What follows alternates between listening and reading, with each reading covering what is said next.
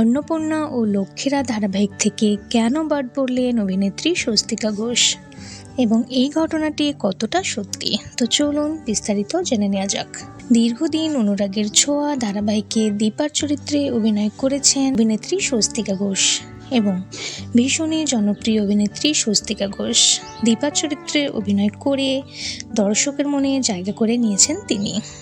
এবার একা মায়ের লড়াইয়ের গল্প নিয়ে জি বাংলায় নতুন ধারাবাহিকে ফিরছিলেন স্বস্তিকা ঘোষ ও সৌম্যদীপ জুটি বেঁধে।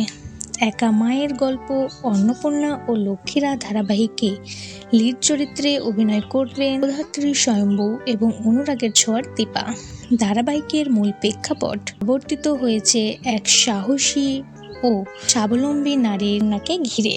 সমাজে পুত্র সন্তান না হওয়ার গ্লানি ও স্বামীর ত্যাগ শিকার হয়ে অন্নপূর্ণা হার না মেনে নিজের অদম্য ইচ্ছা ও মানসিক দৃঢ়তাকে নিয়ে তিনি একাই বড় করে তুলেছে তার 3 কন্যাকে। আর এই ধারাবাহিকে নায়িকা চরিত্রে অভিনয় করার কথা ছিল অভিনেত্রী স্বস্তিকা ঘোষের, কিন্তু টলিপাড়ায় গুঞ্জন শোনা যাচ্ছে কি অভিনেত্রী স্বস্তিকা ঘোষ শেষ মুহূর্তে ধারাবাহিক ছাড়তে বাধ্য হয়েছে।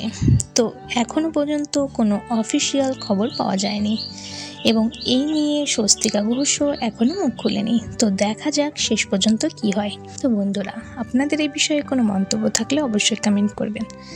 ভিডিওটি ভালো লাগলে একটি লাইক করবেন, চ্যানেল সাবস্ক্রাইব করে পাশে থাকবেন।